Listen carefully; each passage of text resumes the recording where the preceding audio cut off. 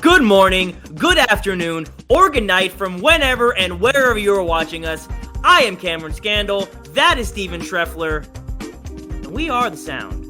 Thank you so much for joining us here today. Nice to be back together again after last episode with a little bit of an absence, but we got a great one for you today. Another NBA-heavy episode, but there's a lot going on. A lot of player movement. There's been an update in the John Morant case, for lack of a better word, and there's we got a lot to talk about, a lot to discuss. Without further ado, we're going to get right into it. So, to start off our show for today, Bradley Beal, who feels like he's been on the Wizards for 20 years already. I heard today that Bradley Beal's an old 30. I heard that today, which I think is super accurate. Accurate as hell. He is going to Phoenix, has gone to Phoenix, for Chris Paul, Landry Shamet, and several second-round picks. This now gives the Suns a starting lineup of Devin Booker at point guard, Bradley Beal at shooting guard, Josh, I forget how you say his name, Okagi? I think that's how you say it. Kevin Durant at power forward, and as of right now, DeAndre Ayton at center. We'll see if that changes. It's a lot of star power. It's a lot of shooting and a lot of offense. Not a whole lot of defense. But they worry about that later. Steve, your overall thoughts and reactions to the Wizards-Suns deal for Beal? Well, the Suns haven't done anything to improve the two areas that they needed to from last season, which was defense and depth. You already have a disgruntled star in Ayton sitting in your camp. You guys are shopping him, not shopping him. We're not quite sure what it is that you guys are doing with him yet. But Phoenix hasn't answered the call that their fan, like, what part of this made them better on defense and what part of this gave them more depth? Adding a guy like Chris Paul is never going to make you worse. But also, I feel like this was more of a signaling towards a rebuild, because I just don't think that Bradley Beal is the guy that's going to take a team like the Wizards and make a playoff run. So I think that this was more signaling of a moving on from somebody who was in that organization for a long time. And, but we'll see. I don't know how well I like the fit. You have three ISO players, essentially. You have three scorers, and you have one basketball. Devin Booker likes to create his own shots. We know Kevin Durant is one of the best at creating his own shots, can do it anywhere. And Bradley Beal certainly is in that category. He's a 20-plus per game scorer whenever you need him to be. I agree that this gives the Suns no depth. This does not make them a contender. I want to make that very abundantly clear. The Phoenix Suns are not a contender. I had a take on Scandal Sports Hour when Kawhi first went to the Clippers, that people were saying they were a super team. They're going to roll through the West. Like, no one's going to stop them. And I'm like, yo, are you looking at this roster? Like, one of those guys goes out, who's coming in? Like, it was just they had no one to replace them. And Phoenix's problem this past postseason was like, man, by games 5 and 6 of playoff series, Devin Booker and Kevin Durant are cooked. Now, Bradley Beal can relieve some of that, sure, but you still got to have other people on the court. And I said this earlier, that I think we've seen the last of DeAndre Ayton in a Phoenix uniform. And he right now is their defensive anchor. I mean, Durant's still pretty decent on defense, but we'll see as he's getting older. Maybe that's what starts to decline first is your defensive ability. And they have no playmaker. Like I said, I mean, I know all those guys ISO and score for themselves, but how's that going to work when there's three of them and, like I said, one basketball? I think this would be a really good AAU team, but this is the National Basketball Association. You can't just score more than the other team and expect to win. That sounds kind of silly, but I mean, that's what it is. They just expect to outscore you and not stop you from scoring. You can't get Bradley Beal and be worse, but they've done nothing to dramatically improve their chances at winning a title, which if you're this good of a team with these kind of players, anything short of a title run is a failure. Like, you're not looking to make the playoffs with this team. So I just don't think they have enough gas to do what they want to do. And Bradley Beal is another person who has not been has been injured a whole lot. For the last 3 seasons. Devin Booker's starting to have some slight health issues with that. So I mean, say you lose Bradley Beal and Kevin Durant, who would be the 2 most likely to be out, then you're left with Devin Booker and for right now DeAndre Ayton. And a bunch of guys that we don't know. If they can get at least 2 rotation pieces, I think this team then it takes a drastic difference. But and maybe that's what they do. They shop DeAndre Ayton and see what they can acquire for him that might be, rotational. They have no other choice, but here's the other issue with that. Bradley Beal, Kevin Durant, and Devin Booker over the next 3 years are 3 of the 10 highest paid players in the NBA. Yep. They have monopoly money to sign these players with. It doesn't make sense. No, like I said, it just this would be really good in a summer league where it's just you have more talent, you win, but that's not what the NBA is. It's just not. Nope. Good luck. Yeah, good job. Good luck, Phoenix. Good job, Phoenix. You're going to score a lot of points. It's great. Our next topic, a few days ago, there has been an update in the John Morant scandal. He has been suspended for a total of 25 games, which starts at the start of this coming season. Will have had nothing to do with team activities, won't be there for games. He's supposed to be going to some sort of camp or counseling or help to get better, all part of the suspension process and his punishment. Steve, our initial reactions when we heard this was, this doesn't seem right. 25 games isn't enough. You made all this talk to make an example out of John Morant, and now what are you doing? The reason it's only 25 games is because of the prior precedent the NBA had set with other suspensions and the severity of those incidents. In 2017 and 2013, Joakim Noah and Hedo Turkoglu were suspended 20 games apiece for being caught using steroids. Their pee came up hot. 24 games. This guy, Jeffrey Taylor, he pled no contest to domestic assault. He pushed his girlfriend in a hotel room, which damaged the wall. And he pled no contest. And because of all this, the NBA and the police dropped some charges. All he had to do was follow some parole guidelines, and he was good. Jody Meeks, Wilson Chandler, DeAndre Ayton, John Collins, and Didi Lausda, who I've never heard of. They were all suspended for 25 games for being caught using steroids. 26 games was given to Kermit Washington, who punched his teammate in the face, who then missed the entire rest of the season. Missed the whole season after catching a swift hook from Kermit Washington. I'm sorry. If I ever let a dude named Kermit beat me up, I'm going to just kill myself. Miles Bridges was given 30 games. He also pled no contest, but was convicted of domestic assault. He just beat the shit out of his baby mama. Steven Jackson also got 30 games for the malice at the Palace incident and going up in the stands and beating up a fan. Is what John Morant did as bad as physically harming another human being? Probably not. Is it as bad as being caught using steroids or PEDs? I'm going to say no, but it's probably a little bit worse because of the repeated incidents. And that, I think, is the key part of all this, is that it's not like John Morant did one thing and got this charge. He got this charge because he did several things that were the same thing, which he told us he was going to do better at and was getting better at and apologized for twice. I think it's not as bad as the 30-game precedent they set, but it's a little bit worse than the 25 and 26 game, because now I get the 26, the guy hit his teammate, but it's sports. Well, number one, it was his own teammate, which I think adds a little bit of a layer. Number two, heat of the moment, got a little carried away.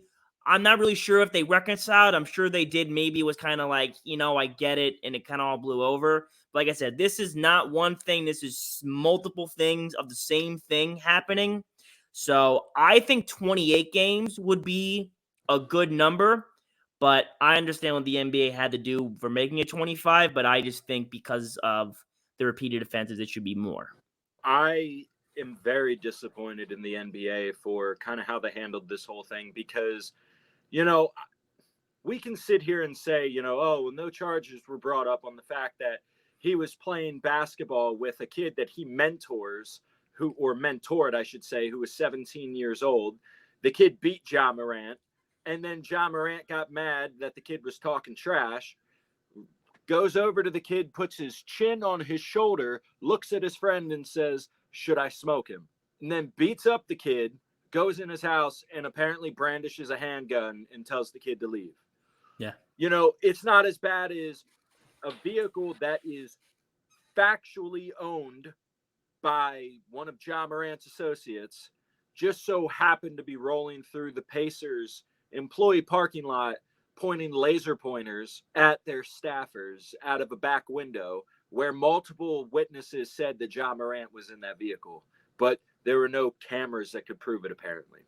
Then you go to the finish line incident where Ja Morant's associates were threatening to kill a mall security guard, and now these two incidences. I thought Ja Morant should have gotten a 40-game suspension. I think that the entirety of Ja Morant's story needed to be taken into account. You can't just look at two things and disregard the other things that he was doing from the time of January of this year. So it's more than just two offenses. He's been around gun allegations for months now. Ja Morant obviously didn't care. He continued to do it regardless of if his name was in the media about it. I think this was a really big ball drop by the NBA. I think they didn't set the precedent or the standard that they needed to for this because guns are a very serious matter in our world and culture today. So I just think they should have made a louder statement. And here's the extra layer of it that could have Ja Morant in some more trouble with his job security. The Grizzlies, we already know, are maybe the same level, if not a tick better, in their winning percentage when Ja is off the court.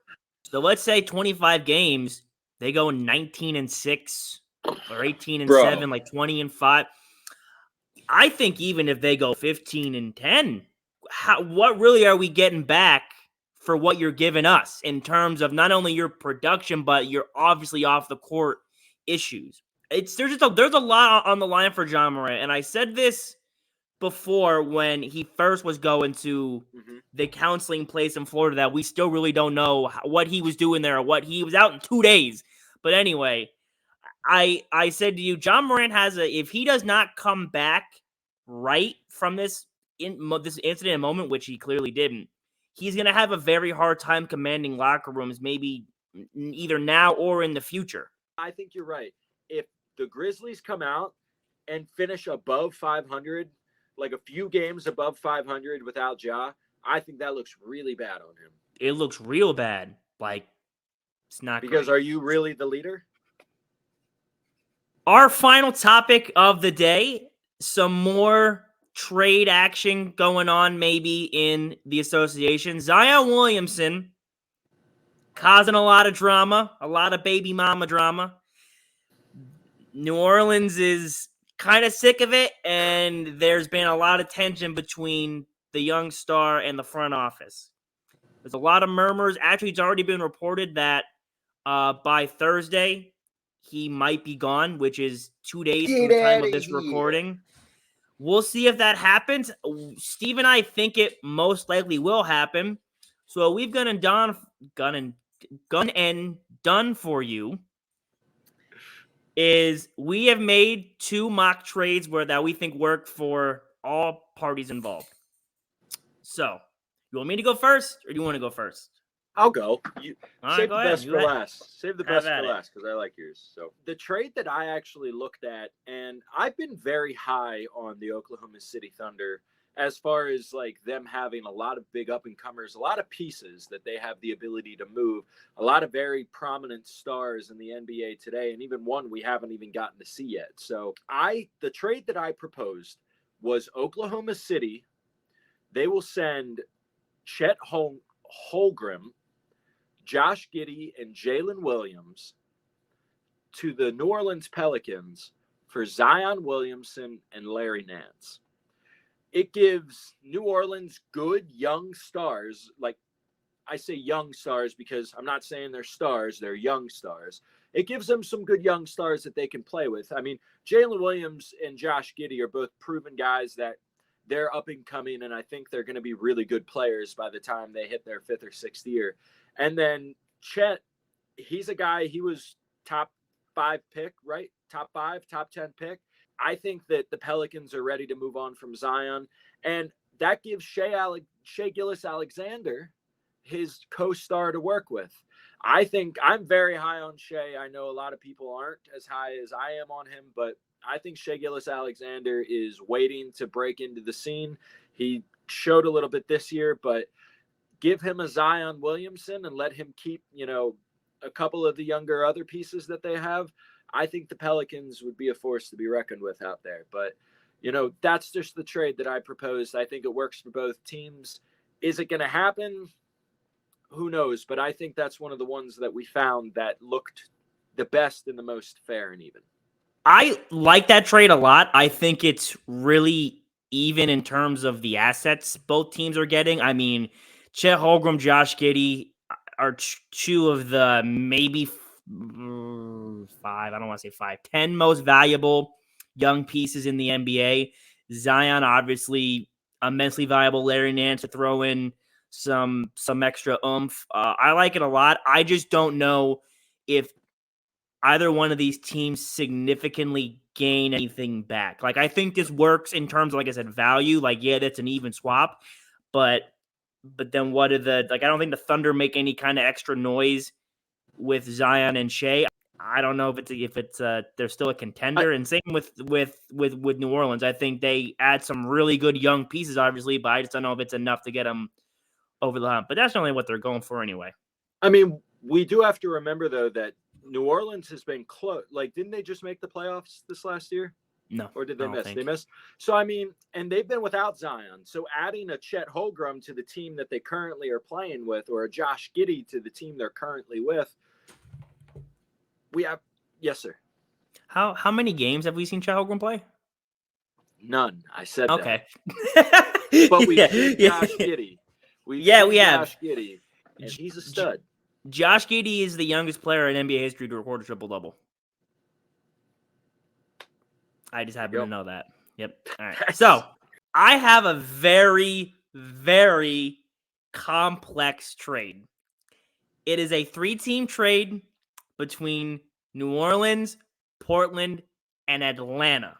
The Pelicans get DeJounte Murray and John Collins. Portland gets Zion and Okongwu. Atlanta gets Larry Nance Jr., Anthony Simons, Matisse Thybulle, and 3rd overall pick from Portland. First of all, DeJounte Murray and John Collins, 2 really good young pieces. I think those 2 guys, just for Zion, maybe not exactly even like parallel, but pretty close. Close enough. Pretty close. So Zion goes to Portland with Okongwu, another good young player, not nearly the same level as the guys you mentioned or the Murray or Collins. Still good, still up and coming. Yeah. We know that Dame wants to play with veterans, but I think if they brought in Zion, Dame would shut up. I just think he'd shut up. He wouldn't say that no more. With Atlanta, I know Trae Young wants out, and I was trying to include Trae Young, but it makes the value of things so much more complicated. I think they get 3 good young. I mean, Larry Nance isn't a young piece, but he's a really good role player. Simons and Thybulle, 2 really, really good young guards to kind of go with Trae, and they can build a little bit more from their youth. Plus, if they think that they still don't have enough, that 3rd pick can be whatever you want. probably are going to need more size. Mhm. They're getting, besides Nance, who's already kind of an undersized 4, they're getting 2 guards, so maybe get another big with that pick. And I don't think Atlanta's going anywhere anytime soon. No.